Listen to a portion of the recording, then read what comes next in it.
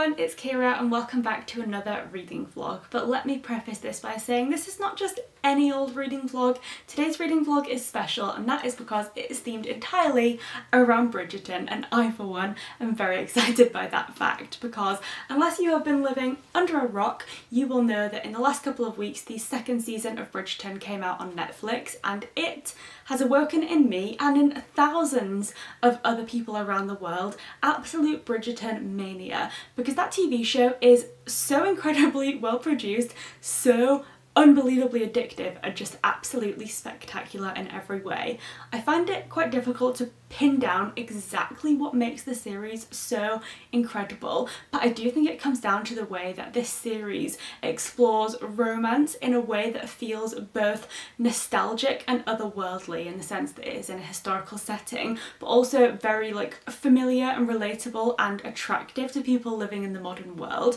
And of course it brings in elements and the aesthetic of the Regency era, which is just so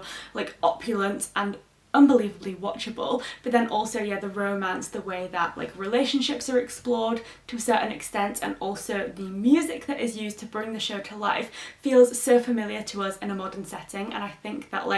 meshing together of two worlds essentially just is so wonderful and makes it unbelievably unique and just so incredibly fabulous. So I love the Bridgerton TV show, I think that much is clear, but this TV show would be nothing were it not for the work of Julia Quinn, who wrote the Bridgerton book series long before it was ever turned into a TV show. And so that is exactly what this reading vlog is going to be all about. Having fallen victim to Bridgerton obsession last year when the first series came out, I actually read the first book, which is called The Duke and I, and there is already a reading vlog for that up on this channel, so I will link that for you if you want to go and see my thoughts on The Duke and I have already read it and I did think it was wonderful.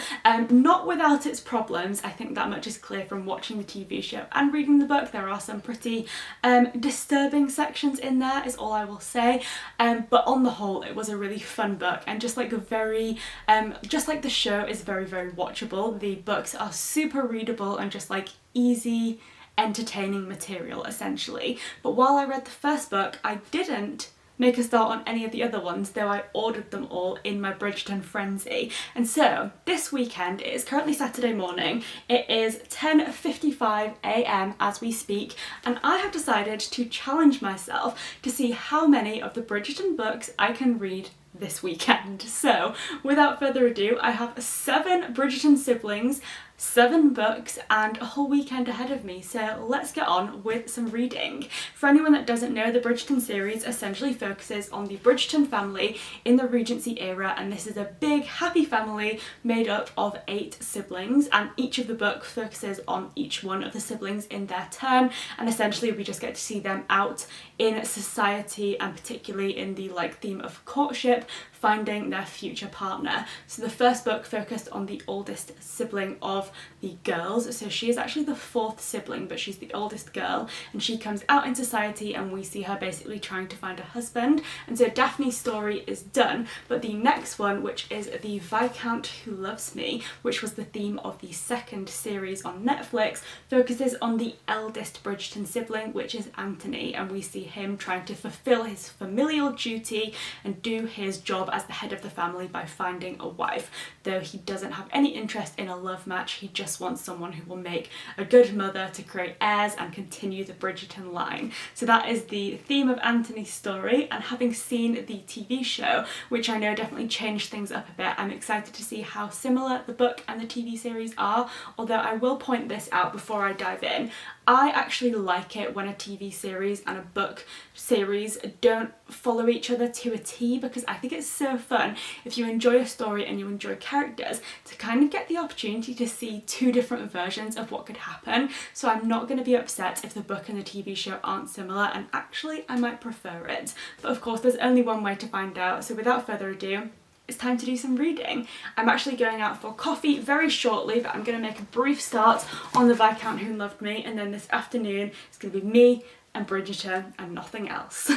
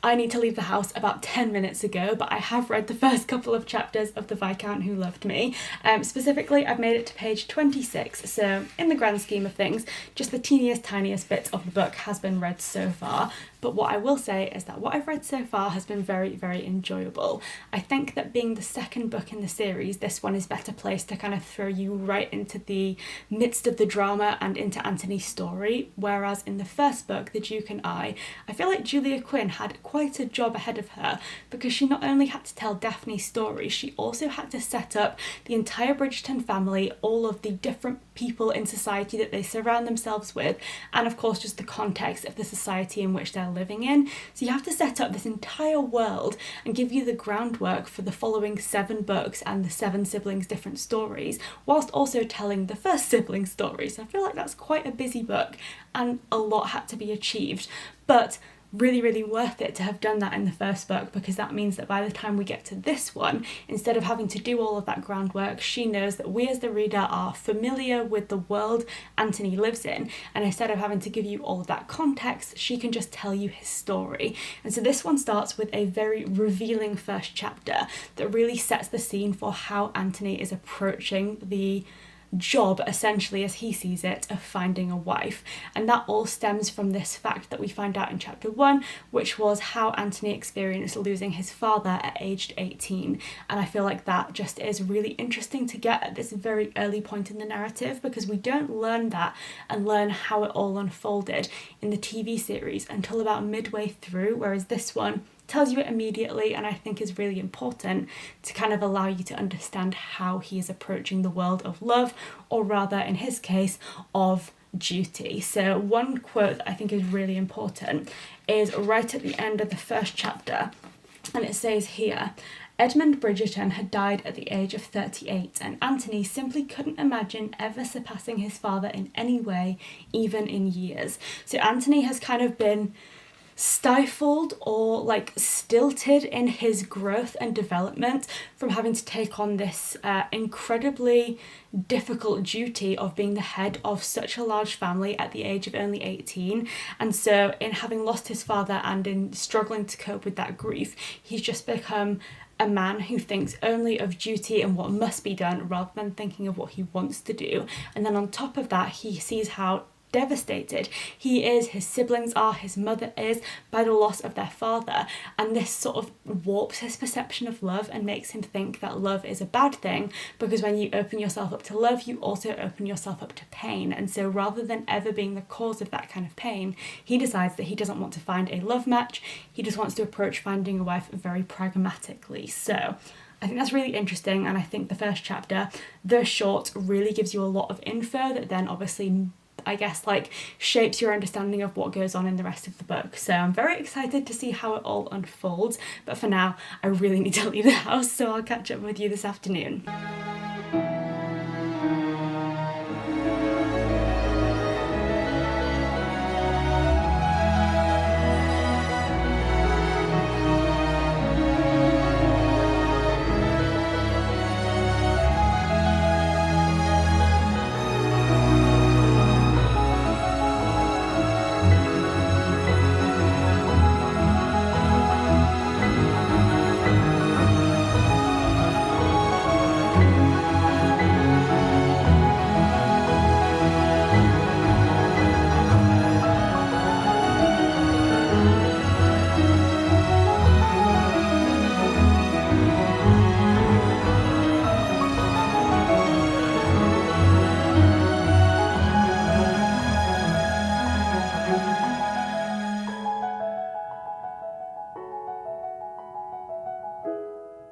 was out for coffee for a little bit longer than I expected, but since getting home I have jumped straight back into reading The Viscount Who Loved Me, and this book is just so unbelievably readable, which is quite handy when you think about it, because for me at least, readability is actually one of the key factors I look for in my books. But what I mean by the fact that I think this is such a readable book is the fact that I think the pacing is so well done, in the sense that you get just enough information about all of the characters that you feel that sense of like gradually getting to know them and understanding the way that they interact with each other without ever feeling like you're weighed down by too much description, because some books do overdo it on description and leave you feeling as if you have kind of like to wade through the novel rather than appreciating every little piece of information you get and still wanting more. And I feel like this book has that sensation of giving you just enough but keeping you wanting to find out how things continue to unfold just so perfectly that you just, yeah, I feel like it just means that every single time you finish a page you can't wait to get to the next one, which is perfect for me considering I'm trying to read as many of these books as possible over the next couple of days. But since getting home I have read quite a bit of the book actually. I'm now on page 166, which is about halfway through this one, and I'm absolutely loving it. I think it's so fun. Obviously with this one in particular, and of course with The Duke and I, that I also read after having watched the first series, I'm familiar with this book, familiar with the characters that are being mentioned, and I have a pretty good idea of where it's going to go. Although what I am noticing at this point is that while there are certain events, for example like a game of them playing pall mall on the lawn together as the two families, the Sheffields and the Bridgertons, come together, there are also lots of other bits that feel quite fresh and different. For example, Colin Bridgerton, one of the other brothers, is a far bigger feature in this book and in his relationship with Anthony than we see in the TV series. So it's really fun to see that some parts of it are very familiar while other bits feel very fresh and unique to the novel, and I personally really like that. As I mentioned earlier, I think it's nice when you can appreciate a story told in two different formats and each of them sort of bringing different bits of the story to life. So I'm really enjoying that. But one thing that has taken me by surprise on that note is actually that typically when I think of TV adaptations of books, you expect the book version to be more dramatised and to bring out the more shocking elements of the novel and kind of leave some of the duller stuff behind. But actually I think in this case it is reversed slightly. I obviously loved, like absolutely adored season 2 of Bridgerton. It was incredible and I loved how it changed the story and made it fun and different for TV. But what I think is interesting is that for the TV show, they decided to make the romance a very slow burn with a focus on like an enemies to lovers trope. Now this one also has that enemies to lovers vibe to it, but it gets a lot steamier a lot quicker than the TV show does. And I was surprised to find that in the book, because I would have thought the book would have been slower burn and the TV would make the drama ramp up sooner, but that hasn't been the case, and it has left me feeling very excited to see where things go. So on that note, I cannot wait to find out what happens next, so let's get back to reading.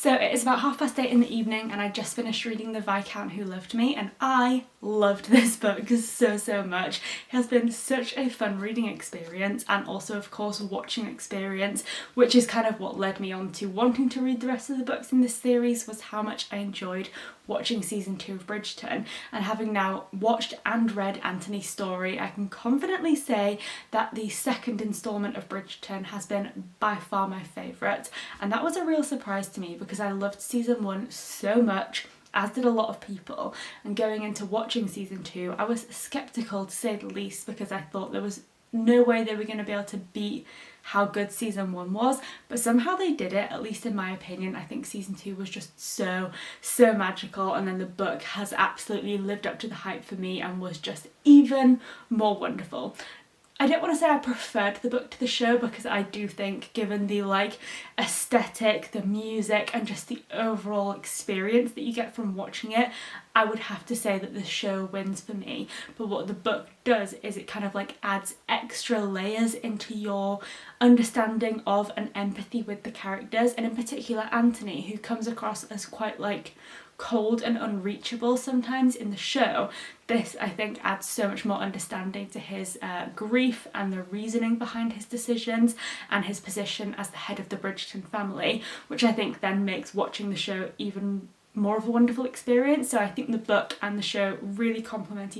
each other so well. And what I also really like is that earlier, as I mentioned, the show is far more slow burn, and that means that the marriage that the series leads up to is pretty much the last thing we see, and then the show basically ends right after the marriage, whereas in the book the marriage takes place a lot sooner into the novel, which means that then we get to see the married couple kind of living as Lord and Lady Bridgerton and kind of like navigating life as a married couple. So I think they again complement each other so well because you kind of get to see the build up in the show, and then this adds even more to the story because you get to see life beyond the wedding essentially. So I really loved it, and it was just such a fun reading experience. But of course this is just the beginning, and next up we have an offer from a gentleman, which is Benedict's story, and I think this is going to be quite an interesting one for two reasons. First of all, because unlike Colin, who features in The Viscount Who Loves Me like a few times, especially towards the beginning, Benedict wasn't really in this book very much. He was not a prominent character, and so we don't have much of a, I guess, lead up to what we might get in this book. And then also this is the first one where I have no idea what's going to happen, because while for Daphne and Anthony's story I saw the TV show first, there obviously hasn't been Benedict's series made yet, so I'm going into this one totally blind, and that is quite an exciting fact. So I don't think I'm going to be staying up too late tonight because I will be getting up early to go to the gym in the morning, but I'm going to make time for a cup of tea, a biscuit and a couple of chapters of Benedict's story before I go to bed.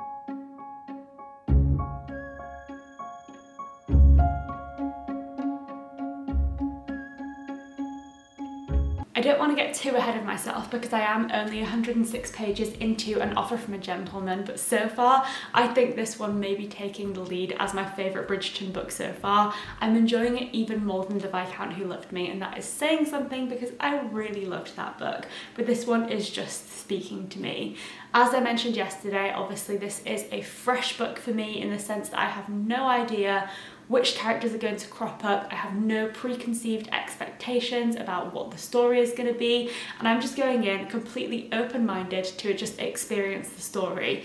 As it's a Bridgerton book, and as this is just a like classic romance, we know that there is going to be a happy ending, but unlike Anthony and Daphne's stories where I knew like who they were going to end up with and how they were going to get there roughly, with this one I know Benedict will have a happy ending because all of them will, but I don't know how he's going to get there, and that is really fun. So I think that's the first reason I'm really loving this one. The second reason is that I'm so excited to be reading Benedict's story. I really enjoyed seeing him in the TV show as this like artsy, more free-spirited member of the Bridgerton family, and I think he is definitely my favourite of the Bridgerton brothers, or at least from what I've seen so far in the show. So to get his story is very exciting. But the thing that I love most about this book is the fact that what I've read so far, it basically is a Cinderella retelling, and I'm so here for it. Unlike the other books, which have started by focusing on the Bridgerton family at the beginning of the book, this one actually starts by introducing us to a girl called Sophie, who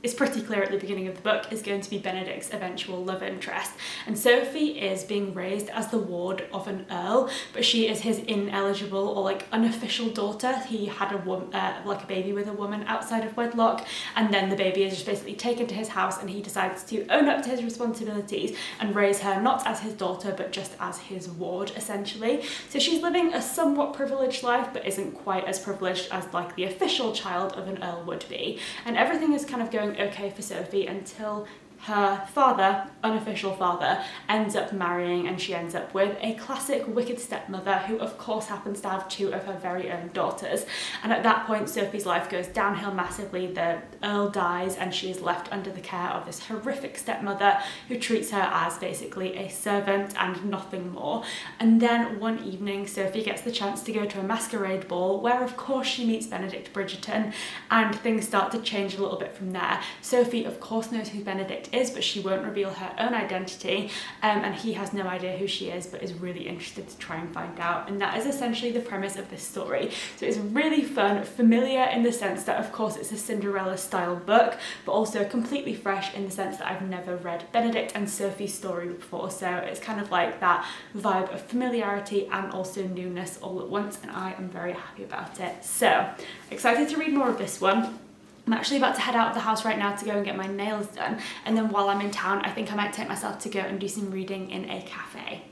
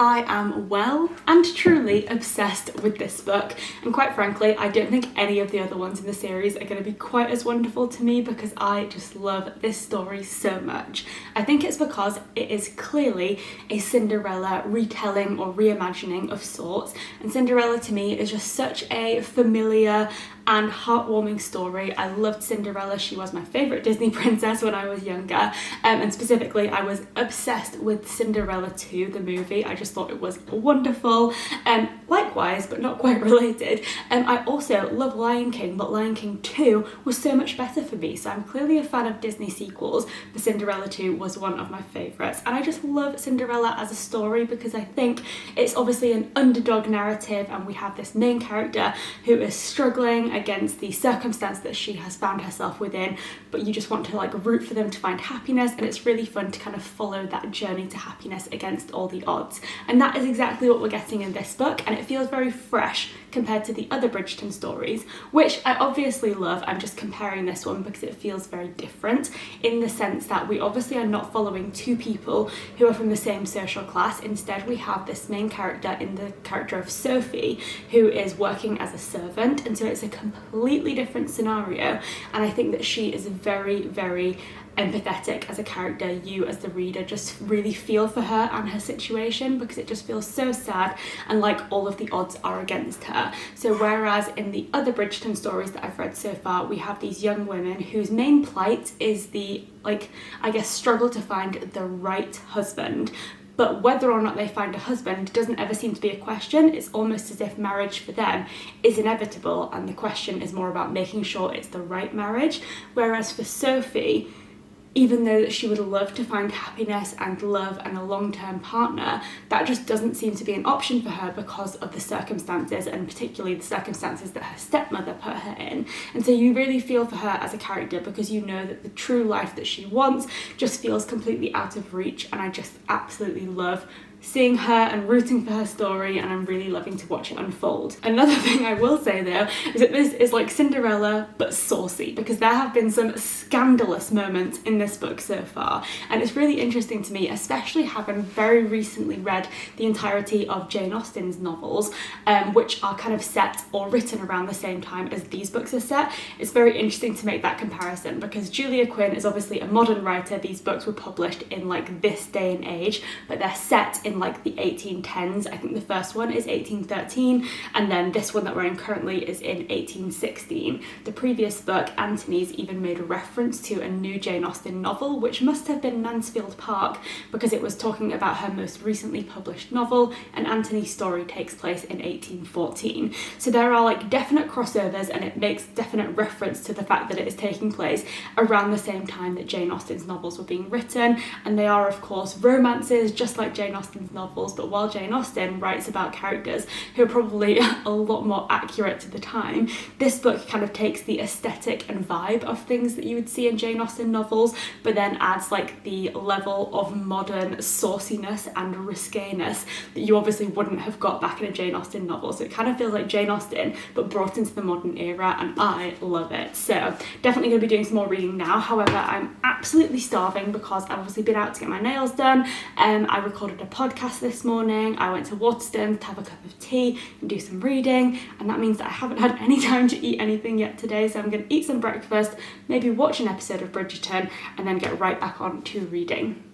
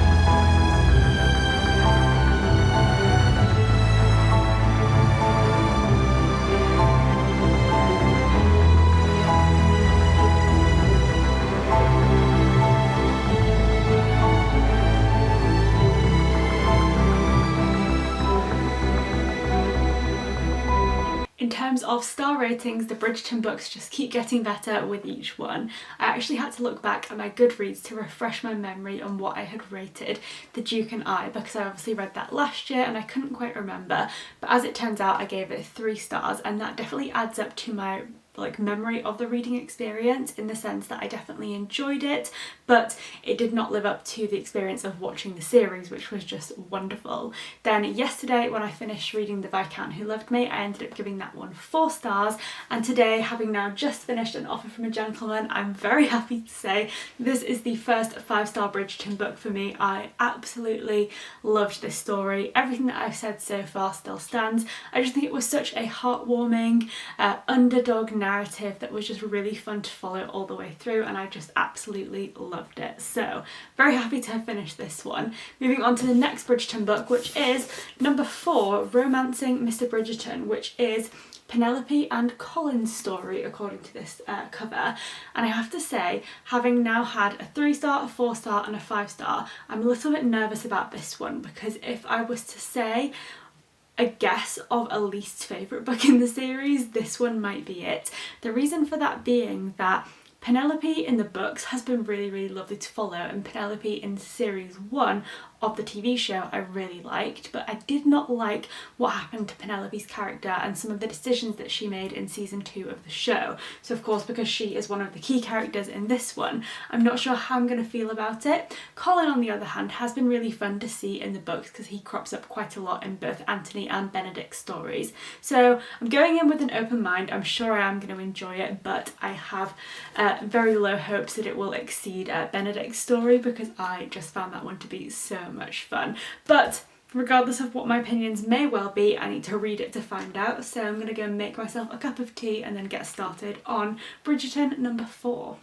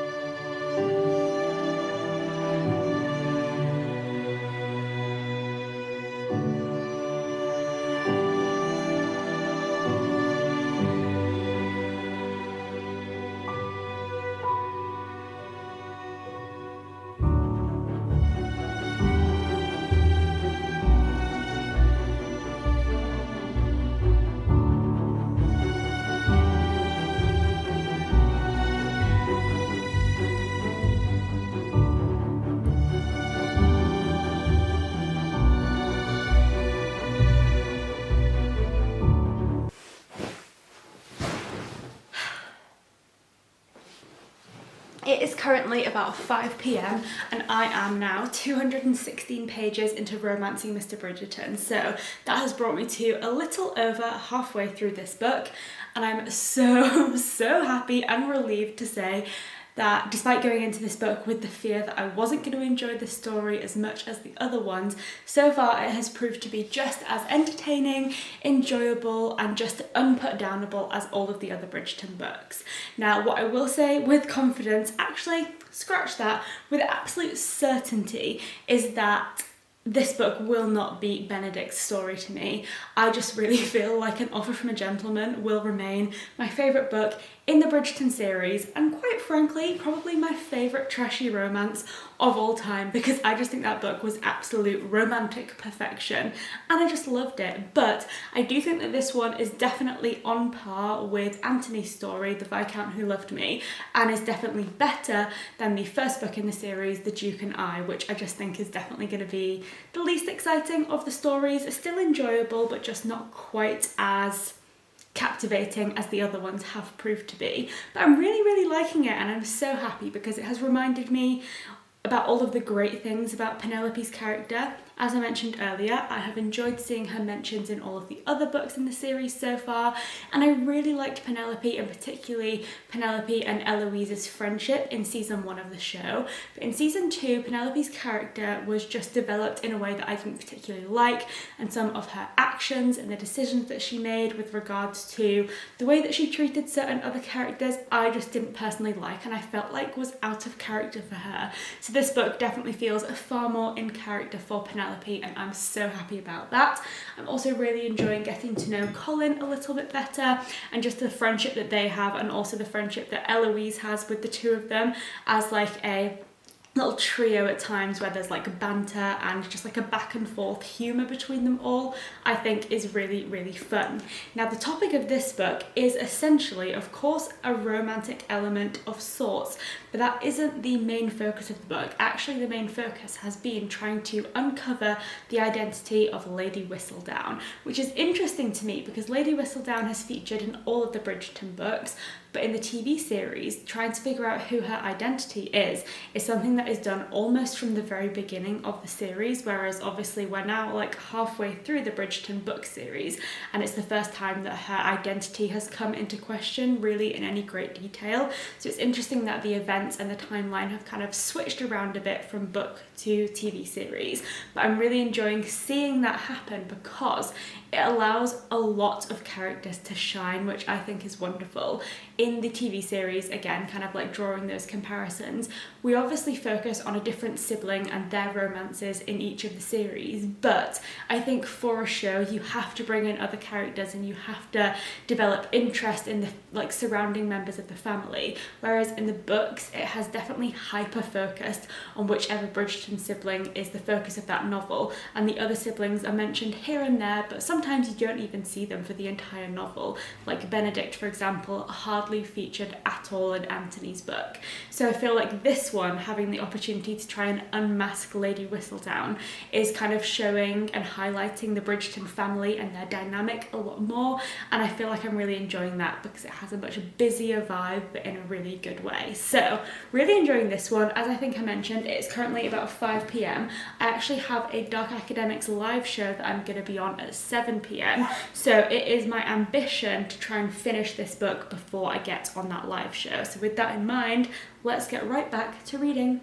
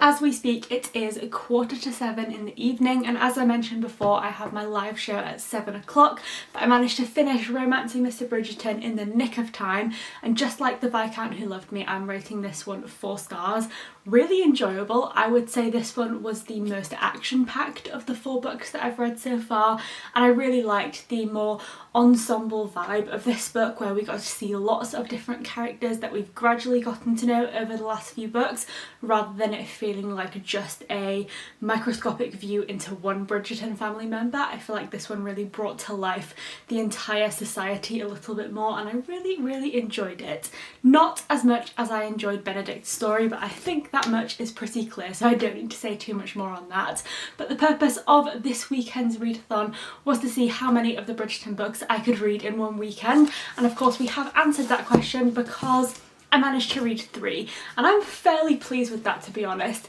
mostly because I loved all 3 of them and it was such an enjoyable reading experience. So I really am so glad that I decided to do this weekend, and I just love Bridgerton so much. I have to say I was surprised to find, because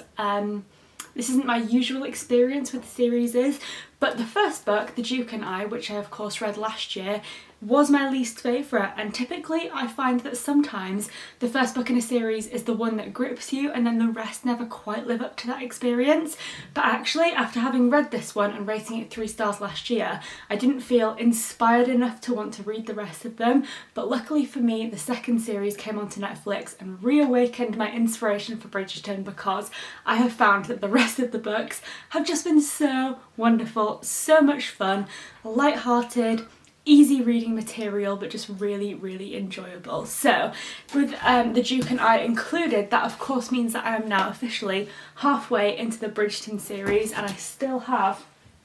4 more wonderful books left to enjoy. So while the weekend is sadly over, after I finish my readathon, I'll be going straight to bed and getting ready for a new week of work, and that of course means that I don't have days left in which to just spend all of my free time reading. I am definitely going to be continuing on with the Bridgerton series, so fear not, you'll still get plenty of updates on these, because I basically plan to bash these out over the next couple of weeks, or as quickly as I can. Next on the agenda is To Sir Philip with Love, which is Eloise's story, and I think alongside Benedict, Eloise is probably my favourite Bridgerton character so far, so I'm super excited to see how her story unfolds. But with that said, I hope you have enjoyed seeing my thoughts on Bridgerton so far. If you have read any of the books, I would absolutely love to know what you thought of them and if you have a standout favourite, and if not, perhaps this will be the inspiration you need to pick them up, because they are so much fun. Thanks so much for watching, and I'll see you next time.